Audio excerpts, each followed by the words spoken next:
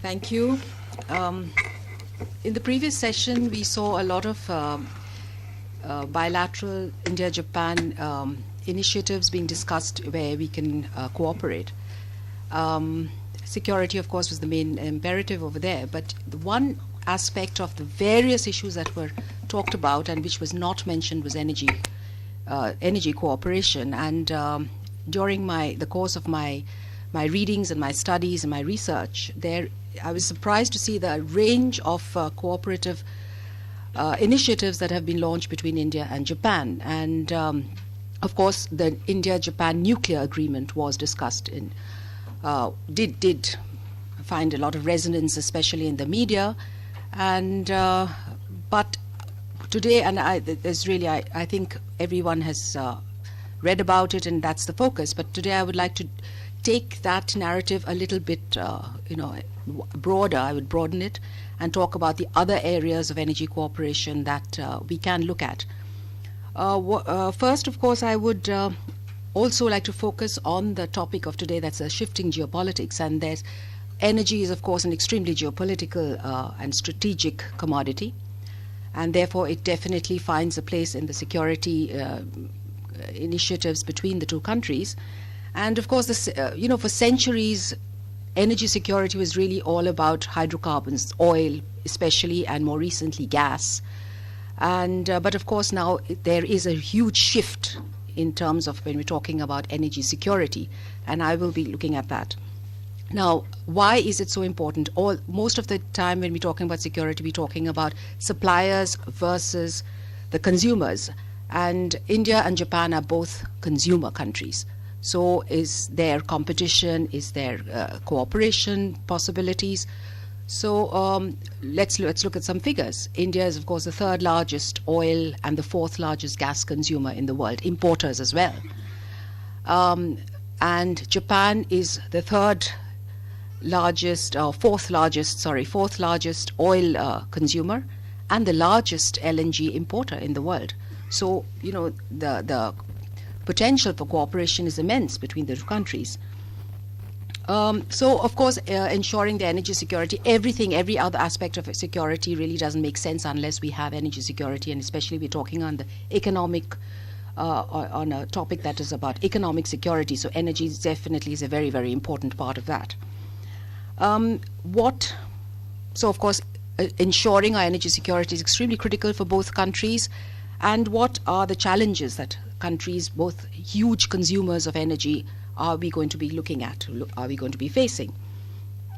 Of course, a lot of people will say that now that the oil and gas, the hydrocarbon market in the world there is no supply problem, thanks to the shale gas revolution, the shale revolution, oil as well as gas. There is an overabundance of supplies in the market. So what are we talking about security? But having said that, if you look at the OPEC, what OPEC is doing now, already the price of oil is going up, and because gas prices, more or less, except in the northern hemisphere, is linked to gas prices as well, then it also will see a steady rise in the price. And price, of course, is an extremely important aspect, and it resonates down the economic chain in every country, especially those who are importers. So, of course, the price of oil is very important, and the turmoil, and most of our oil and gas for both countries, we get it from the Middle East region. And you know that it's been in turmoil for many, many years. And of course now the latest Trump missile on Jerusalem, of course, is going to create even more of turmoil in that region. So we have to be looking at security of supplies from that part of the world, and of course look at other alternatives. The second, of course, aspect is climate change. And that has really upended the entire energy narrative. The shift of the geopolitics from hydrocarbons to renewable energy has taken place now, and is going to take place even more and more. And these are going to be extremely important factors that we have to keep in mind when we're looking at our energy security. So what can the two countries do in terms of enhancing our energy security? India, of course, Japan has has, because of its technological prowess in various, especially energy efficiency, has steadily seen a reduction in their energy consumption, the energy intensity levels. India has a long way to go still. And this is, of course, an extremely important part. The energy management part of it is, of course, an extremely important part of our energy security policies. Of course, we can diversify in terms of energy imports, and security, energy security is really about the dependence on imports from very, very vulnerable areas. So we can always diversify, and we are doing that. But at the end of the day, oil and gas markets are global markets, and really it's not really going to make much of a difference if we diversify from one, because from the perspective of the price factor. So we're going to be looking at that. So what is the kind of partnership that India and Japan really is looking at? Most of our cooperative initiatives have taken place in the gas market. I mean, Japan, of course, is very interested in gas. We, of course, will be looking at all aspects there. We don't have the luxury of really picking and choosing, of cherry picking our energy commodities. So we have to look, and coal is going to be a very important part, will stay an important part of our energy basket. But we can, of course, look at Japan in terms of looking at technology in making the coal that we use much cleaner. That's part of it, including, of course, in the building of our coal plants. So that is one aspect of it, but that's not very interesting. We're looking at the gas market now, and gas is really very interesting. There is so much of cooperation, I think, under the kind of radar that we are doing, and we have signed, in fact, a memorandum of cooperation. It's not a memorandum of understanding or a proper agreement, but we are looking at a memorandum of, we've signed one already, and it's basically looking at flexibility in pricing, how we can actually cooperate together in ensuring more flexible pricing mechanisms in the gas thing, and also especially the destination clause. For instance, let me explain. Most of our gas we get from LNG, in the form of LNG from Qatar. Japan gets it from Australia. So we do a swap, and that reduces the whole price factor, because if we exchange it, what we don't need, we sell it to Japan, or in terms, and the price advantage is always there. So we have very, very innovative kind of mechanisms and cooperative mechanisms that we are already engaged in with Japan. We're also looking in terms of the upstream sector. We're looking at developing gas hydrates, that's methane hydrates really, which are found in abundance off India's coast, and it has always been there. But of course, the technology part of it, we were not being able to to be economically viable means of bringing that up without destroying the environment. The Japanese are working on that. They have found a way, but it still is a pilot project we are looking, and that is probably going to resolve a lot of our gas vulnerabilities in the future. So that's another big area that we are already cooperating in.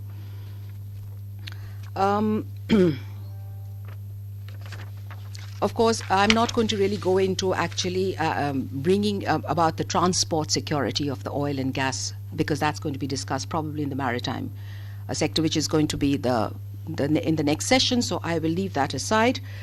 But now let's come to the shift in the energy security narrative, which is the renewables. We are all looking at renewables today.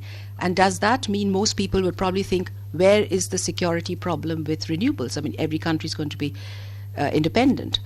But I would like to submit that there is a lot of problems that are going to be coming, which people are not really looking at seriously in terms of the security aspect of renewable energy. Of course, first, of course, is that a lot of capital investment is going to be required for developing our renewable energy. We need a lot of land, etc., all of that. But when we're talking about renewable energy, what are the components that actually make up the renewable energy infrastructure? We're really talking about something like rare earth elements. There are about 17 of them, out of which India is dependent on importing 11 of them. Japan is 82% dependent on the import of rare earth from China alone. And the fact is that China and Russia together control about 54% or 57% of the rare earth market.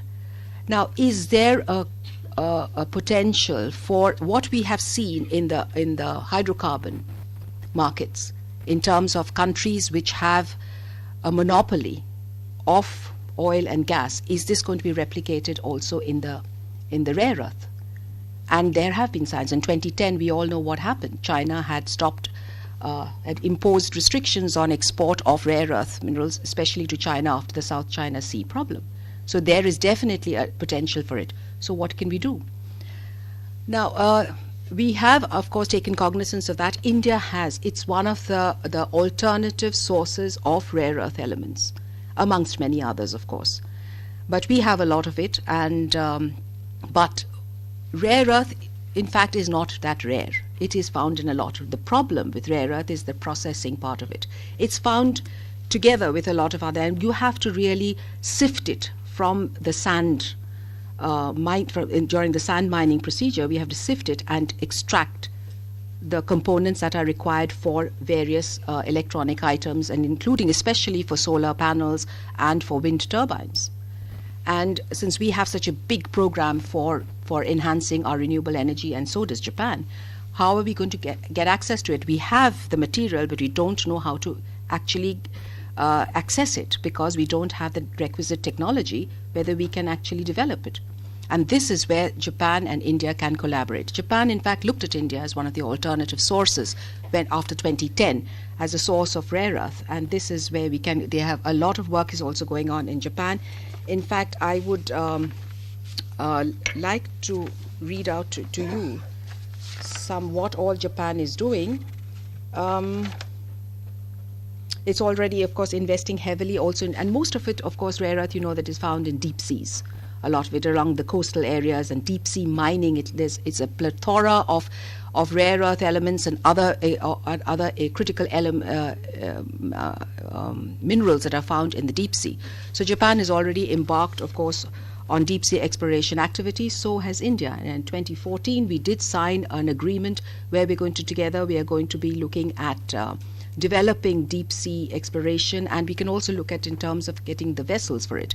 This is all expensive, but it's a win-win proposition if India can develop its rare earth potential, and Japan can also benefit from it. In fact, the world can. And for India, of course, it's going to be an extra source of revenues. So that is one. We also have to look at